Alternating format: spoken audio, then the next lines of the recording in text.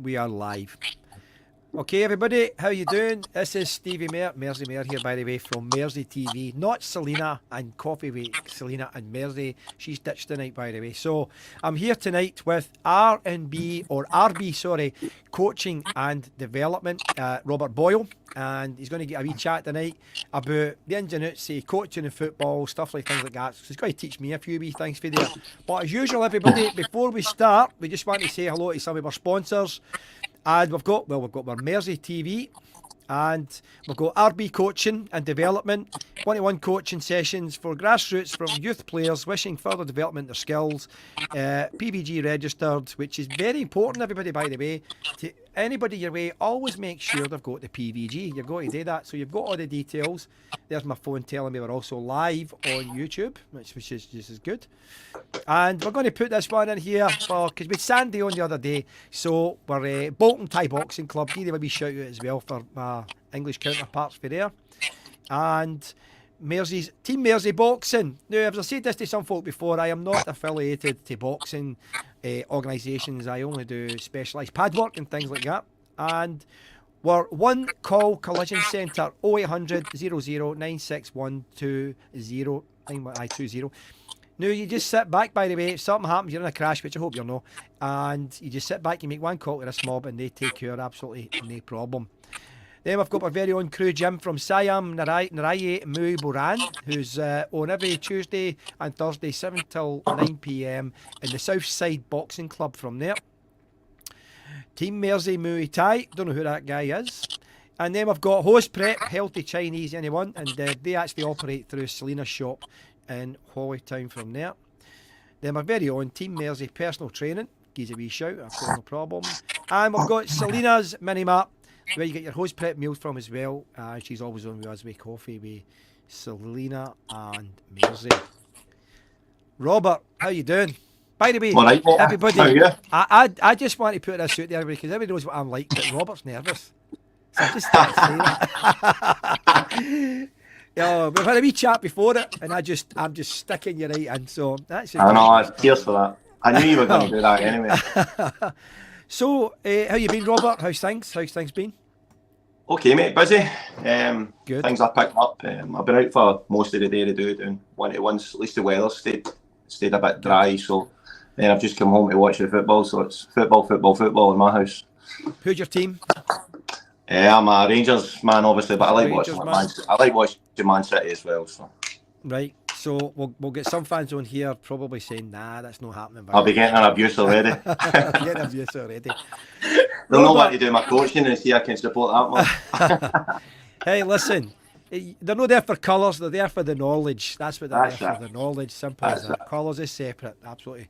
So, listen, 1-to-1 coaching, how does that work with the young ones? How does that work? I mean, like, obviously with myself, people come in and it's like, right, I want to learn, I want to get fitter, stronger, faster, this and that. How does that work with the football? Very similar. Most of the 1-to-1 coaching, people tend to find it's better because when you're in a group, you can hide. You don't get as much out of it. I've had a couple of boys in lately that have never done 1-to-1 coaching, and after the sessions, they're basically saying, "God, this is like doing 3 hours with my team." It's kind of personal because they can come in and tell me what they want to do, but I can see weaknesses and I can then develop the drills from one drill to another. Just to kind of help them out that way. So I always tend to find you kind of need it. My own boy does it, but obviously not with me because I want to kind of keep that relationship separate. But I tend to find it is needed, especially if you want to develop and go further in the game. Yep.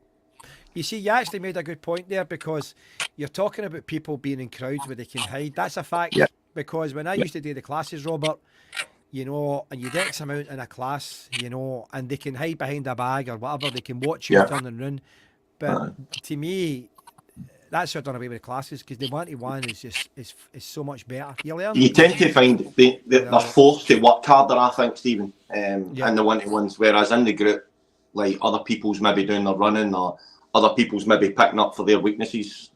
So there's no hiding. It's 1 hour, you and them, and it's pretty grilling. I don't really take any prisoners when I do it, so people know they've had a workout at the end of it, because otherwise what's the point in me doing it? Is there an age limit No, not start at all. age, you know, No, who do you teach? not at all. I don't really differentiate between that. Like, if people want to come in that are older, I can go right up to amateur football. At the moment, I think the oldest boy I've got is 18, and the youngest I have is 4. So it doesn't really matter. So no matter it's only the drills that change, and the way you interact. That's the only difference. Some guys want to get more out of it than what others do, and that's just it. I don't. Age doesn't really matter. Football's football. Right. So, say for talk's sake, I just decided one day I can't be bored with Thai boxing anymore, and I quite fancy football, and I phoned you up. How would I start? Like, what would you get me then first? And I tell you that I've never played football in my life before, but I quite fancy it. How would you work that? Well, that's a bit of a hard one. I've not had that one before, but I would probably get you. I would probably get you in. I would need to get you in to see what you were like with the ball at your feet and all that. Because most of the biggest frustration in people's football career is ball control and not being able to use, like, for instance, can't use their other foot.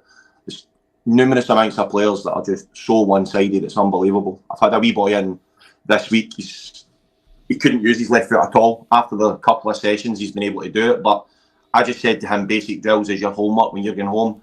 Get a wall. Hit the ball off the wall, take a touch, hit the ball off the wall, take a touch, and then the next week develop it into one touch. Then use a cone, go back the way. I know it's boring, sounds boring, but if you can do that for, let's say, 15 minutes every single day, see by the next week, the 6-yard pass or your ball control shouldn't really be an issue. So simple things like that can even do that. You can do that yourself for the house. Yep. Can I go back a wee bit there? Because obviously I don't watch football, right? But I hear a lot of it in here. And you've just actually said it as well. Is every footballer or most footballers always kick with the left foot? No. Because I seem to hear... Not a lot of them do. No. I watched that. I just watched that one of the Newcastle games today, and there was a guy playing, and he never used his right foot the whole game. Even when he was getting back, he's trying to hit it with the outside of his foot when he can just make his life easier just hitting it with the other foot. But there is a lot of players that are just so one-sided that's unbelievable. And they've no idea, like, if they just keep using the other foot, it could make their life so much more easier. Just for something basic, like if you lose control of the ball, they'll still try and come across their body with a good foot to control the ball instead of just using their weaker foot to bring themselves back under control. It's ludicrous, honestly. It's just basics, part and parcel. I always start with that with any of my one-to-ones. In the drills, I'll stop the drill and I'll reset it if they're not using both feet, no matter how messy it looks, because I always say that's when you can show them the progression from the videos that I take. What would happen if I says to you, right, look, Robert, I really fancy doing this, but I'm not fit. I'm not fit. How would that work out? Just work hard. That's all it is. If you're not fit, let's just say you last 20 minutes in the first session, the next session you'll go an extra 5 minutes and you just build it up But the most important thing is you've got, it's a lot of boys say they're not fit. Always tend to find, no matter how not fit you are, you've always got a reserve tank with just heart and mindset. If you're hungry, you've got the desire to be better or get fitter, that's all you need. Just turning and saying, oh, I'm not fit, I can't run anymore. Until your legs physically tell you that you can't go anymore, then you can't tell how fit you are, really. Yep. So always just say, empty the tank, and then next week the tank will be bigger. Anybody watching this, by the way, if your young ones are playing football and you want to ask a question, you're more than welcome to, in the comments. Robert's going to see the comments as well. You can ask Robert a question on that. If you want to come in the talk, we can bring you in as well, by the way. Absolutely no problem, we can bring you in. But, so, Robert, why football? Why football? With me, put it this way.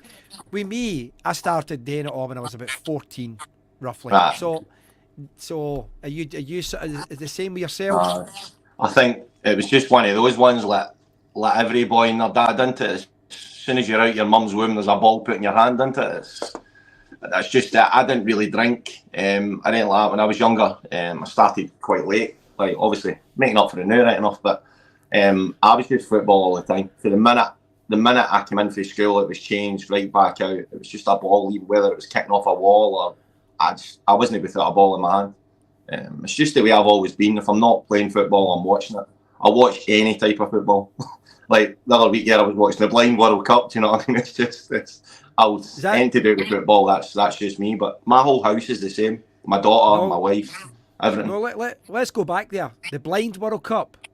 People play football and they're blind. Aye, that happens. That's new to me. I've never heard of that. Google it. Never heard of that one. No, Google it. Never heard of that. No. Honestly. No, never heard of that before. There'll become a day Jack and Victor will bring out the walking league. And you. Then maybe you can start with that one, Stephen. I could. But here's one for you. I knew for the age of 14 I wanted to be a coach. Did you know you wanted to be a coach? Or was it just a love of the game first? Being honest, no. Like most of the teams when I played football, I was captain for most of my teams, so I always had that looking after people type thing. I'm quite loud, big presence. Do you know what I mean? I'm quite loud. Some people like it, some people don't.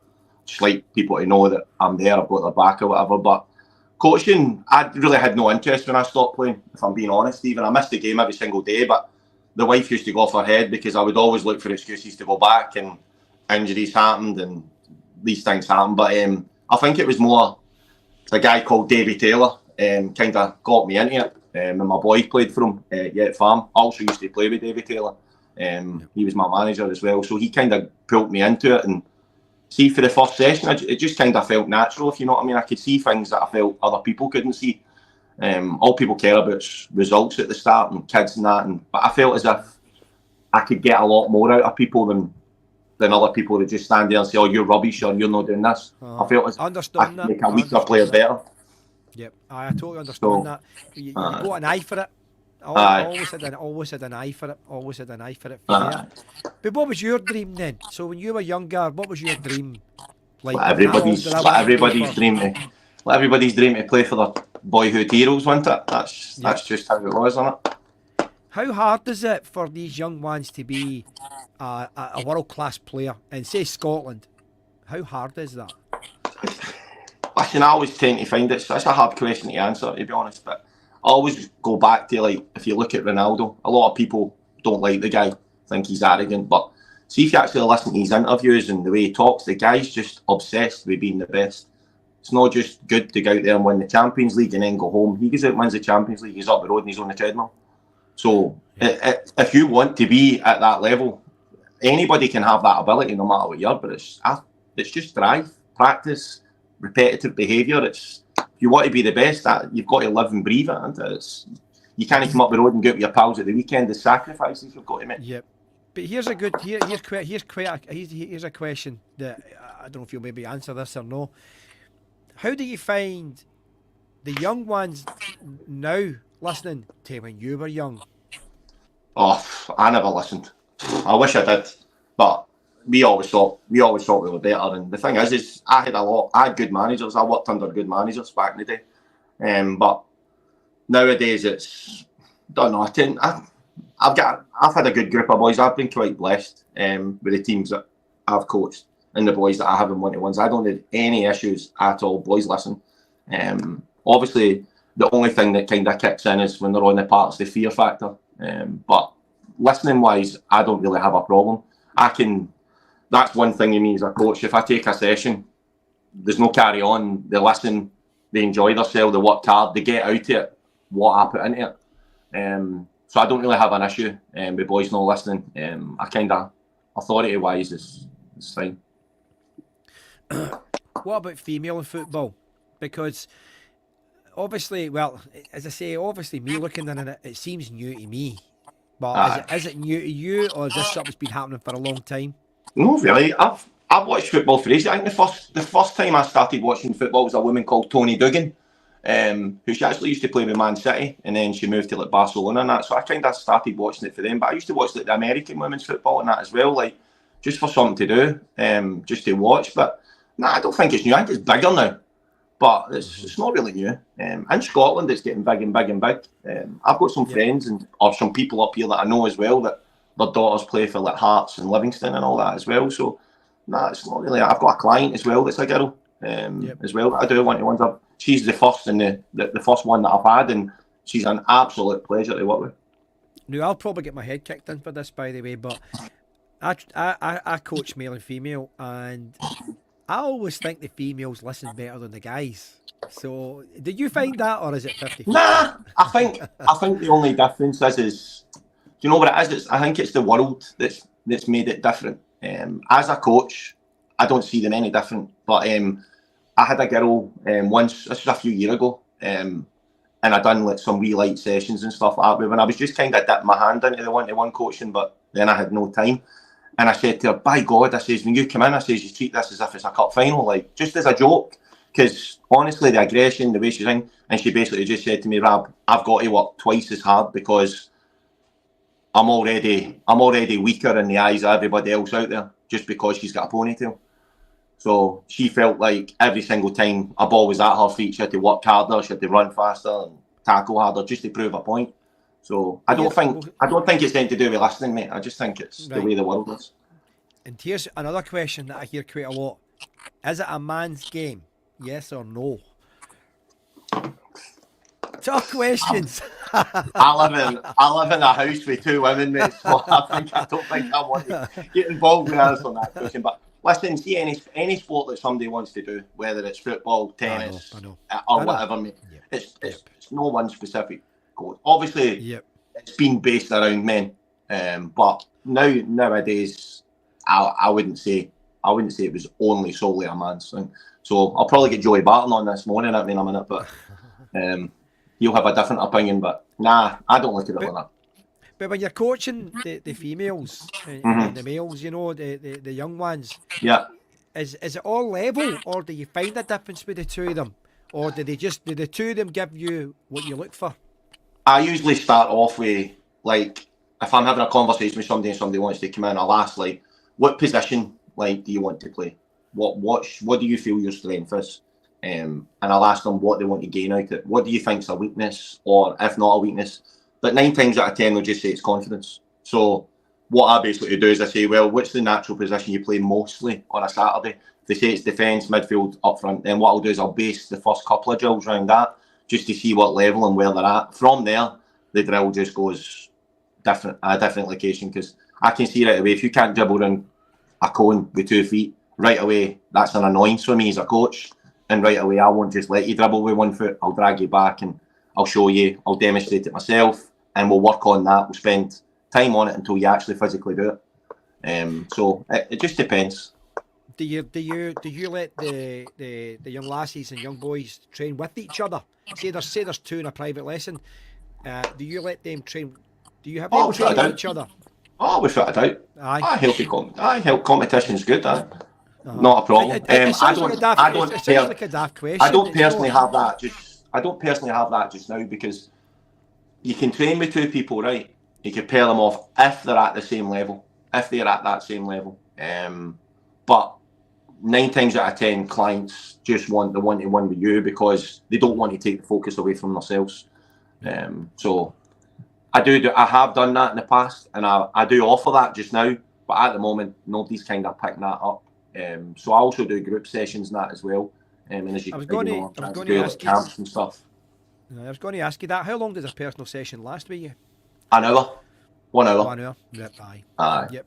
See, I want to jump on that because I've had some people phoning me up and saying, could I do tours with you? And I say to them, there's no tours in you. You'll get everything you want out of the 1 hour. Do you believe in that? And it's like, there's no tours. You know, you'll get everything in the 1 hour. Guaranteed. After about 50 minutes, I see them burning out because I work them hard. There's no rest. It's constant, because I feel as if they've got to get their money's worth, and I feel as if that's just. I'm quite intense anyway. I like to train intense. Everything's got to be up tempo. Everything's got to be done at a fast pace, because I think you think quicker on your feet in a game if you can learn to play at that tempo. So if you can perfect everything at that fast tempo, it makes you think faster. You can see things before they're happening. So, I don't think my clients would last 2 hours, mate. And that's just me being honest. The second hour would just be, it wouldn't be as good as the first hour, because they would be weaker and they would be tired and lethargic.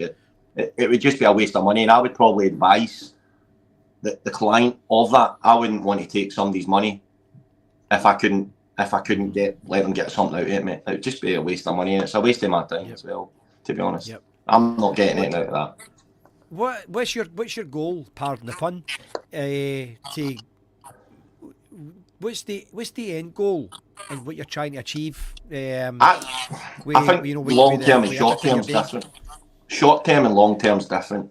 Short term. No, sorry. Could I jump in there? I didn't explain myself right there, Robert. Sorry.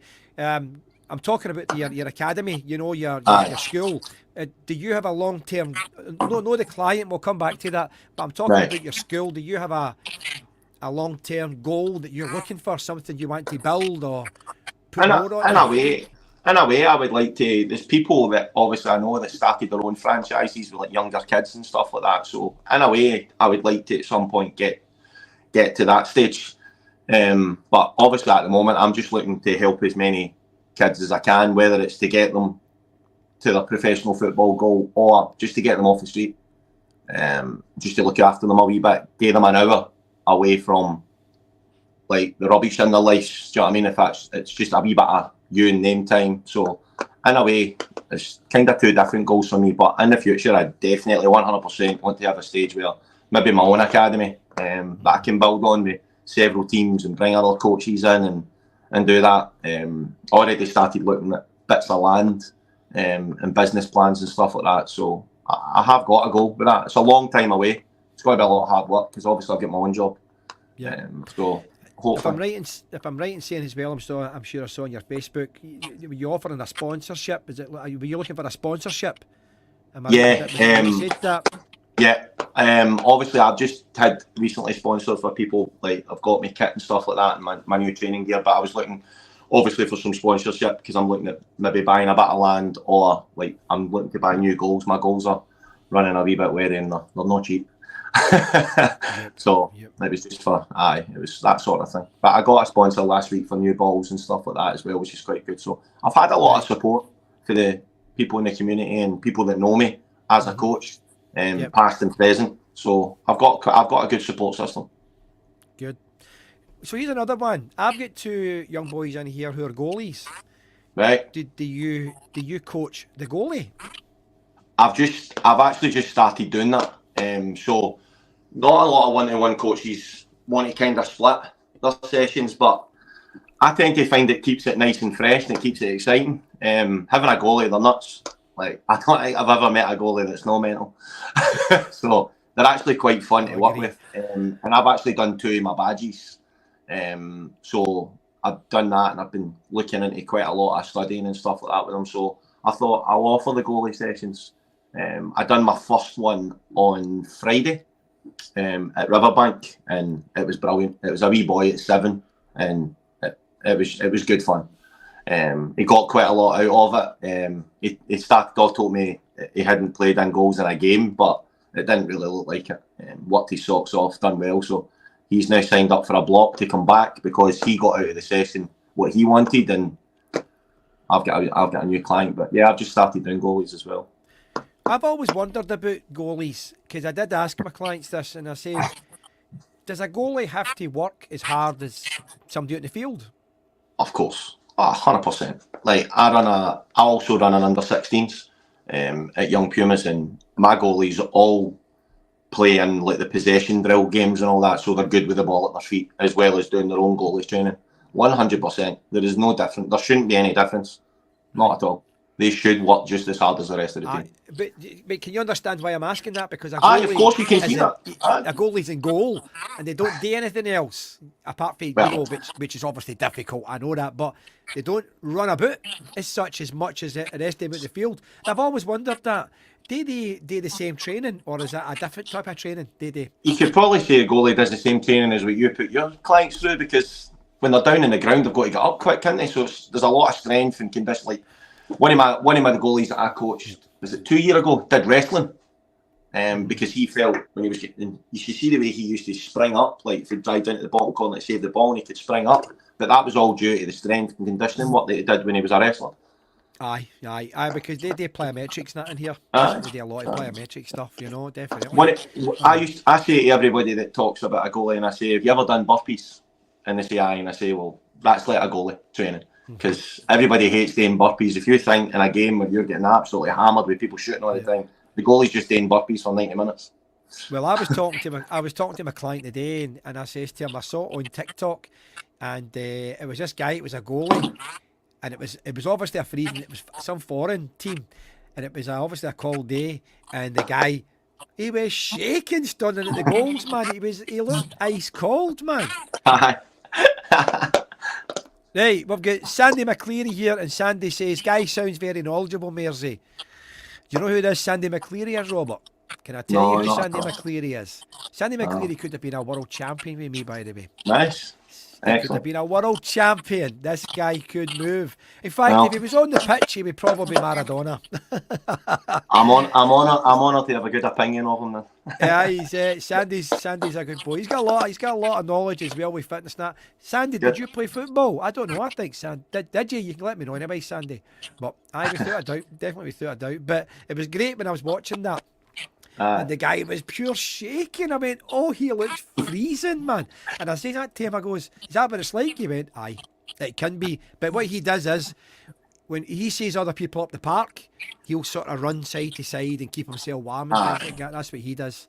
There's loads of different things they can do. I always say a goalie should really play like a sweeper. You should always want to start again with the ball, keep the ball, play with him, and at the end of the day, a goalie's the one that can see the whole game, so he's there to organise as well, whether he's got an armband or not an armband as well. I tell every single goalie that I've got, you see things that other people can't, so they should always be talking. That's the one thing about me as a coach, don't shut up. So it's difficult. So yeah. I try and drill my mentality into people, whether it's saying left shoulder, right shoulder, or man on, or he's making that. Do you know what I mean? It's constant, and I think a goalie should be like that.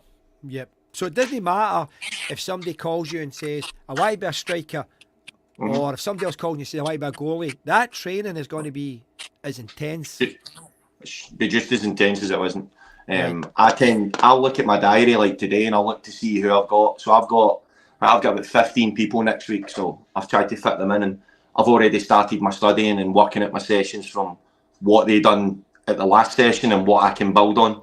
I usually tend to find I don't like to do a session on this and then that and mix it up. So I'll try and do 3 different drills within the hour, including a warm up, and then I like to finish with a wee bit of fun. At the end, I always do like coach versus client type thing. So the 3 drills will start basic, then they'll move in. But each drill takes the same exercise and the same kind of ability into it. Sandy McCleary was a goalie, Robert. There you go. He was a goalie. I wouldn't so have must put be good him as a goalie. Must be good at burpees then. I think you're the same height as me, Sandy. I think he's the same height as me, so I class myself as small. So I wouldn't put him down as a goalie, not at all. No, I wouldn't put him down as a goalie. But no, that's good. But no, that's one. It's one that always got me. Before like the goalies and that came in, and I thought. Obviously, they don't do as much training as what the other guys do. That's because I don't know the sport 100%. Nah, really I think some teams are different, but I always include mine. Like I run, obviously, like I said, I run on under 16s, and my goalie is always included in my drills. He'll maybe spend half an hour with the goalie training, but most of my drills are all game scenarios. I don't believe in this as a team. Like you should know how to dribble in a cone, you should know how to pass the ball 6 yards, you should know how to beat a man. So most of my drills are all based on like positioning, shape, possession, keeping the ball. So confidence, do you know what I mean? That's important. But I'll always use the goalie. Yep. Can I go back a wee bit? Of course you can. Yourself there, Robert. Can you remember your first day coaching? I can remember my first day coaching, and I'll tell you, I actually can. I was like, I forgot most of this. I couldn't remember. It was there, but how did you feel? I actually can. I actually loved it. It was good, and it was young. It was small kids. Like I said, my son, when he went into Yet Farm, the guy David Taylor used to run them, and he was losing it in coaches and parent helpers. Nobody wanted to kind of step up, and Davey obviously knew. He didn't just ask anybody. Obviously knew I played football and I played for him, and he knew I knew the game. But it was actually good. I think there were 5.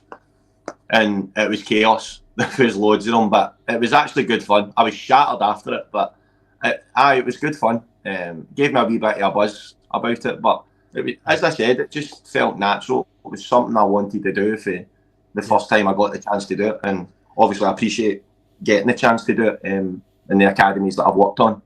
It's probably made me the coach I am just now. So I can't thank all those people enough for giving me the opportunity. And obviously the parents as well. I've had great support from parents that I've coached their kids and stuff like that. And the feedback that I get, and they still keep in touch and write you wee messages every now and again. And every one of them have messaged me about obviously my one-to-one stuff and wish me all the best of luck and stuff. So, Robert, we've got somebody for YouTube here, a Rianne bonus.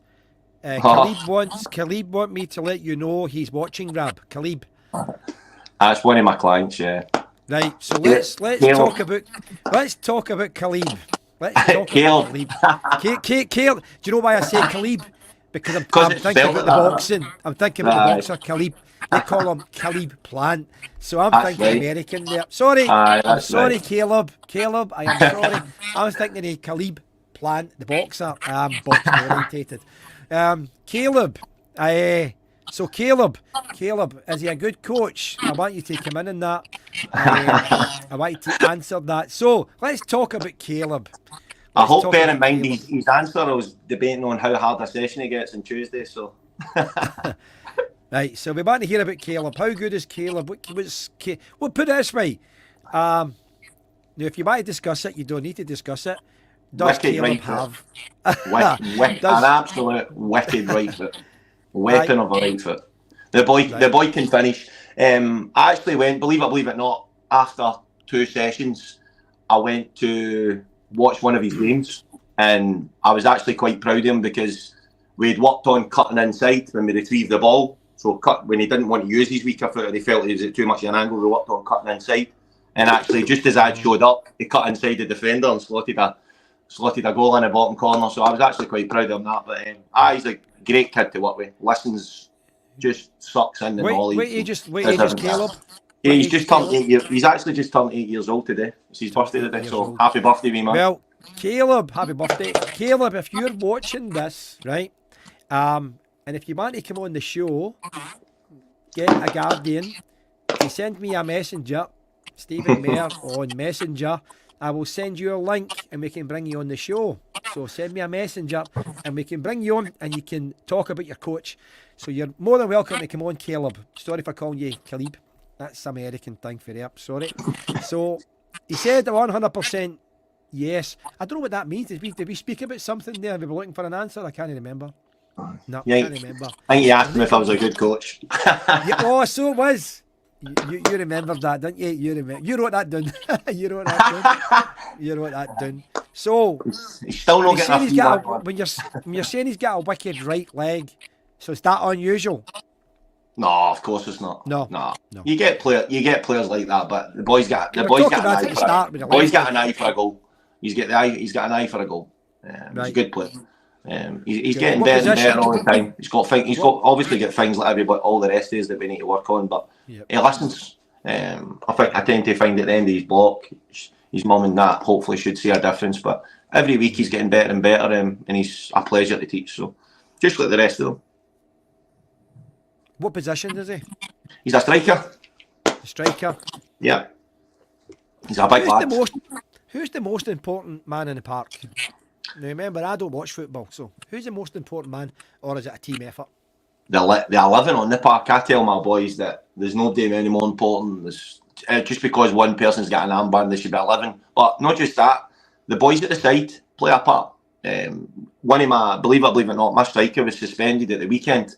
He still showed up, stood at the side of the park and kicked every single ball with his teammates, cheering them on, rooting them on. So the whole team plays a part, whether it's a coach, a parent, the team. Like it's not just about the boys in the park, because the most important thing is those boys in those park know that they've got backing at the side of the park. They know they've got people cheering them on. You know they've got people that believe in them. So I don't think there's one specific player that's most important.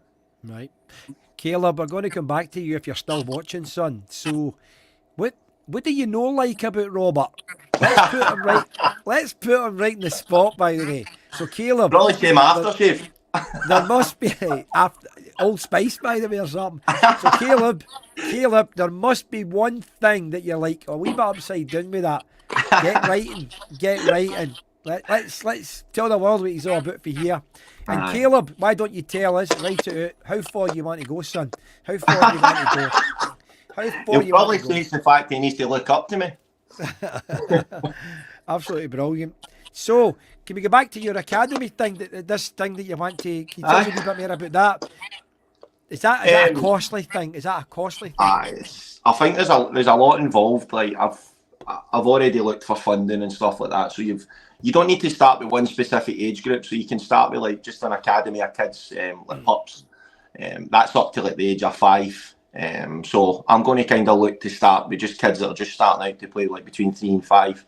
Kind of build on it for that. I think you need to start small so you can perfect it and so everything's the way it should be. There's no point in me taking too much on and building it for that. But I've also got to get people in that I trust and people that I feel that can have the same standard as me to work with me. I've got a guy now that works with me, but he'll probably kill me because I'm adding years and years and years on his retirement. We're supposed to retire this year, but I've managed to drag him with me to Pumas now. So it's just the people you work with and stuff. You need to kind of try and build that community and that sort of thing.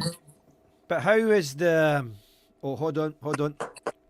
Caleb said he said nothing. He's the best. Sorry, Rab. Caleb's obsessed. So there you go. He's obsessed. Oh, there you go. Absolutely brilliant. Absolutely brilliant. In fact, we've got Liz here. Right. Do you know that Liz is just off her head, man? Liz is my client, by the way. Right. My cousin Scott Leach played for Motherwell and Hearts. I think it was Swansea. I'm so proud of him. Scott Leach.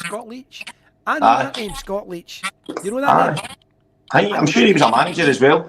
Scott Leach was I think he was a centre half or a midfielder. Scott Leach. Good player. I'm sure I know that. Aye. Liz, I think, did you know, speak to me about that, Liz? I think you spoke to me about that because, boom, that's coming in the ringing a bell. I'm pretty sure Scott Leach, most of these games was Motherwell. I think most of his career he spent at Motherwell, I'm sure. But obviously it spells everywhere else. But he was a good player. I'm sure he got a couple of Scotland caps as well. Right. Definitely ringing a bell with me for some reason. Is he a local guy? Everybody in Motherwell will know. Any Motherwell fan will know. Any of them. Right. No, it's definitely ringing a bell with me for there. But what I was going to say was, do you feel as though the government is there's Liz back in there. Yes, he was a manager. Do you feel as though the government helps you? Robert, do you feel as though that or he'd have a brick wall with them? I see the now, it's a bit of a nightmare for every academy. See, trying to get parks for kids, there's just not enough. The facilities now is hard, but listen, it's a hard time for everybody, isn't it? So, what about the lottery funding? Is that any good? I've applied for it now. I've applied for it this year. I applied for it last year. I applied for it last year at Scotland. I've applied for it this year at Pumas, but not really. I think it's unless it's big circumstances, you've got no chance. I get told that applying for lottery funding has to be word perfect. That's what I get told. If there's anybody on here watching this or watching it later on when we're not live, there's Robert's number below, as you see there, 0739 813 6127. If anybody can help him with contacts here, there must be contacts. There's plenty of people on my Facebook and that. There's a lot of contacts that could guide him the right way because he's got a passion for it, 100%. But I get told that with the lottery funding, it has to be word perfect. It's hard. Interested. It's not easy. No. Do you have a sum in your head what it would cost? No. That change. See, to be honest with you, Stephen, that changes every year. Every single year. Right. Football's not cheap. To run a team, it is not cheap. I've got a fantastic group of parents that for running my team that I run just now. I've got fantastic people that just fundraise all the time, but there's a lot of teams out there that parents just drop their wains off and they're away up the road, and that's it. So I think it's different for everybody. It's probably a wee bit easier for me than other people. I feel it for other people, but it is what it is. But it's not going to. I don't see it changing. Yep. Now, sometimes when I'm talking to people before about certain things, whether it be live or recording, Robert, and I'm talking to him about different things, blah, blah, blah, I want to put this out to you there, and if it's something you feel as though it's a personal matter, then that's fair enough with there. But can you discuss what you would charge for a personal training session, what that would be? For what? Like, with basically, at the moment, I tend to think my prices are probably cheaper than quite a lot of other people's, but I've kept it at, I do £25 for an hour, one-off lesson, or I do £110 for a block of 5 lessons. Now, the lessons are all an hour long, and they're obviously in different pitches based on when people are available. I also you charge the same as me. That's what I charge. Aye. You charge the same as me. So, but there's a lot of people out there that charge crazy prices, and then obviously when you come in, like I had somebody doing a one-to-one session with my boy, and it was just like I watched him like 3-4 times, and it was like all he was teaching them was just to shoot, and I'm like, Brandon knows how to shoot. It's the other aspects of the game that he needs. So it's a wee bit different. I tend to think you'll get a lot out of my sessions, and I'm not meaning that in any big-headed way. Like anybody that knows me will tell you that my training's probably my strength.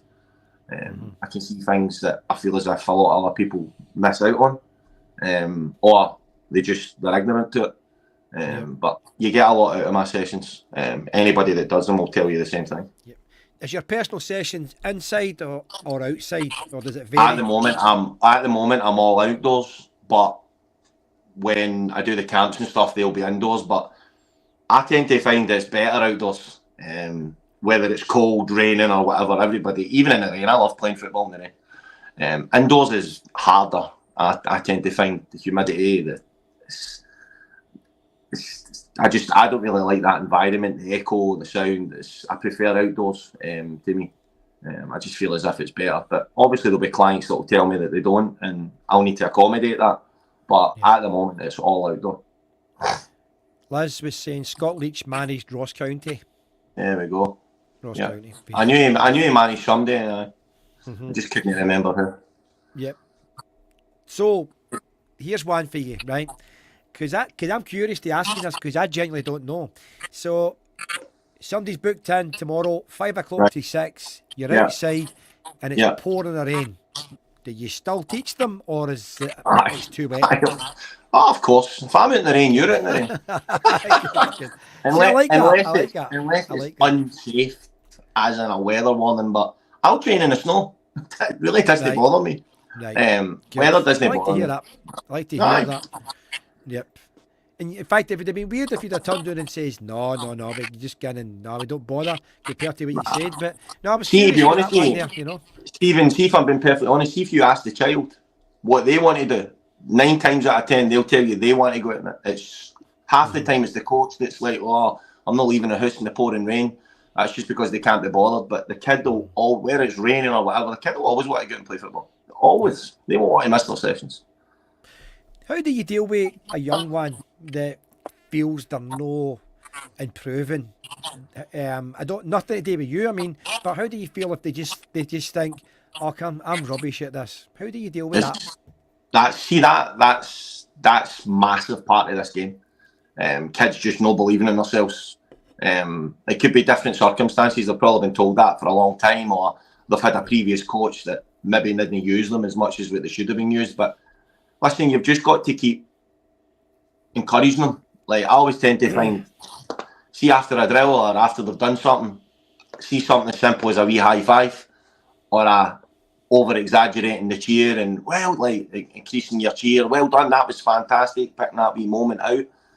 Then you see the wee smile coming out in the conference. So I tend to find that my way of working works like that. Might not work with other people, but I'm very enthusiastic. You won't get anybody any more positive. Even with my own kids, like during a game and all that, I kick every ball. I'm pacing up the sidelines.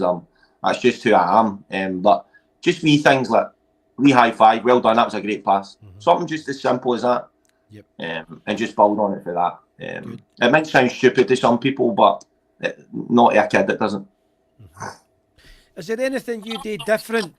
Like, well, I'll talk about myself first here. What did I do different in personal training? Well, I've added counselling to it and a sports massage therapist. Is there anything that you've added different to what you do, or do you not need to do that? Like I said, I go back to my training. I tend to find my trainings, everybody that's ever trained with me, they've improved. So that kind of speaks for itself. I don't feel as if there's anything I need to add. I'm an ear. Right, aye. I've had boys that obviously have been going through difficult times. I've got boys that just train with my team just to keep them off the street, just to add a bit of confidence. They're just getting back into football. They've maybe not played for a long time, and see that sort of thing. Like, you build a bond and that with them. So I am your pal, but in a way I'm hard on you. But I'm always at the other end of a phone for anybody that needs it. I've done that in the past. A lot with a lot of boys. I do it currently with a few boys that have moved on, and a few boys that I have now. But it's more than, sometimes it's more than just football. There's a lot going on in kids' lives and everybody's life. So you've got to remember that you don't know what they went through that day. So you might be the last person to see that day, and if I can put a wee smile on their face and reassure them that they'll be all right, and let's get in and get a hard session under your belt and forget about it for an hour, then I tend to find that's probably my way of looking at things that might be a wee bit different for other people that maybe don't care or don't want the hassle. Yep. How would you feel, Robert, getting a phone call, you know, for a young guy or a guardian or parent, whatever, and they say, I'm training with Team A, but we just don't like it, and we want to come with you, but we don't want any hassle or trouble. Or you ever do anything like that? I've had it recently, where a boy obviously wanted to come and try out our training. He tried out our training and he really liked it, but obviously I had to let the coach know first before he came in. But there's a lot of coaches out there that won't mind about it. Obviously, nobody wants to lose their best players, but ultimately you've got to realise this isn't about you. It's about the kid itself.